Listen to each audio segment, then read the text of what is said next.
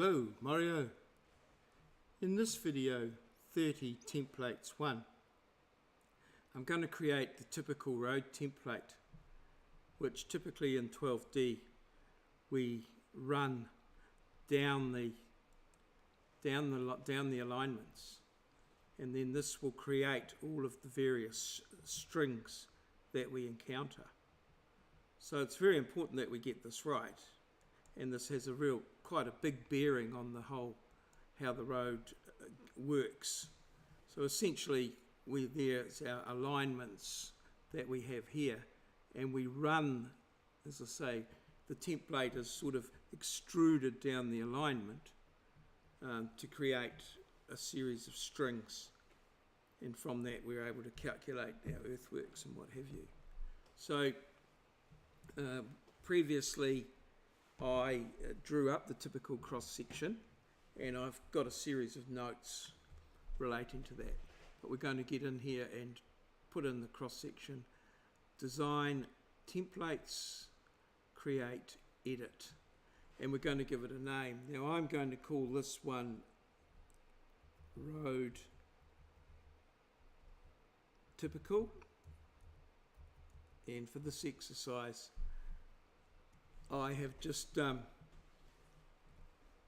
essentially got the one template for all roads, although that's not always the case, but trying to keep it pretty simple. Now the first bit that I want to do is the fixed bit, so this will always be fixed.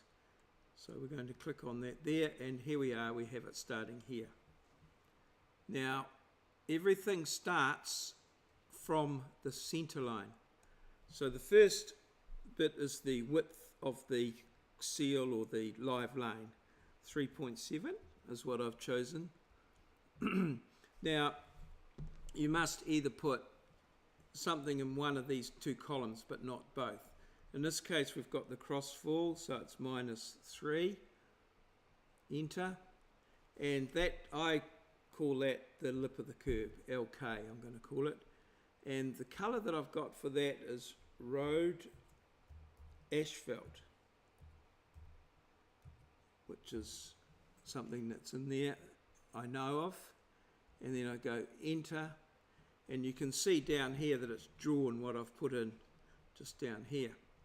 Now the next little piece that we want to do is the channel bit of the curve, and that is 0.3, and that drops in height by -0.025, which again is on our typical cross-section page, and typically will come from whichever local authority you're using from their standard drawings, and there's various names for these, but that's to me is the channel of the curb, the CK. That's where the water runs, and I'm going to give that a concrete colour like that, like so. So that's concrete.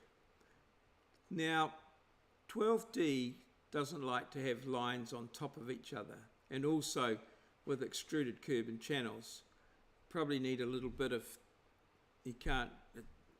float in the mould so that it can extrude easily.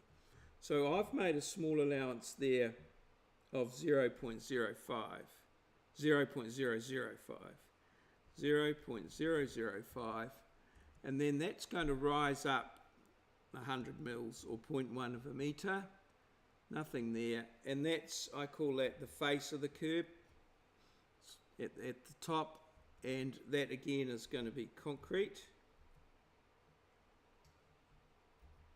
in colour.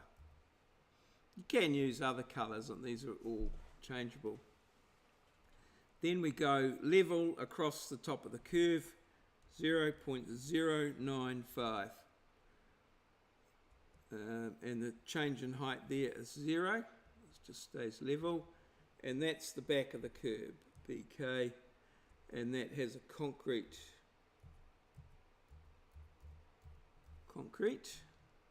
enter, and we can see that it's all drawn up there in the little diagram down below.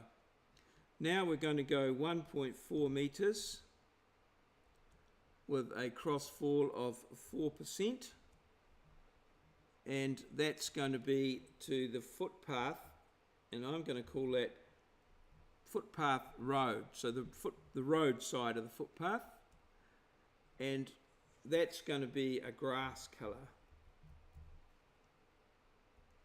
All right. Then we're going to have the footpath itself. It's going to be 1.5 metres wide.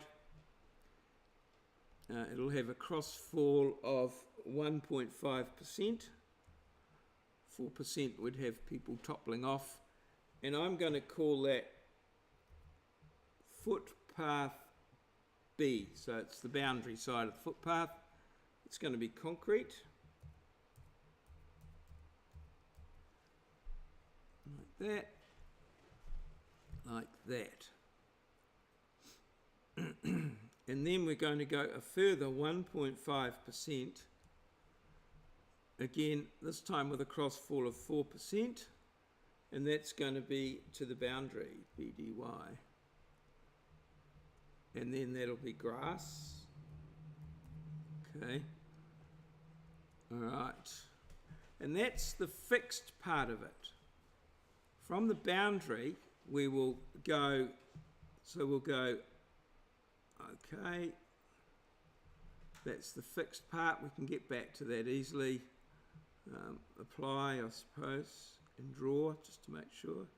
Yes, it's all good. And we'll go okay. Right, so that's the fixed part, and then after the fixed part, depending whether it's going to be a final cut and fill from there, and I'm going to have a cut and fill slope of 1 and 10 in both instances. So they're quite flat into the actual sections themselves. You don't want it any steeper than that. I've got 100 metres there, I'll leave that right. And the final name for that is int, I-N-T. I might just call it the cut fill boundary, CF.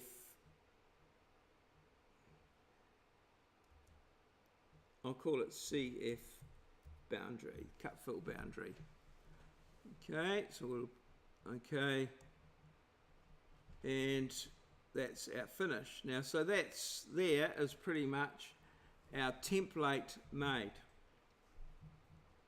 That's the template that I'm going to use at this stage. I may come back at a later stage and change that. If we wanted to find it again, it's templates, templates, project templates, road typical, template name, and there it is there, and we can edit it, change the colours, and all that thing. So once that's set up, it's generally set up fairly well, like for good, and that's it for the project. And then we can run the template at various times. We can come back and change the template to see what it's like, or we can use different templates. So that's the road template there sorted out.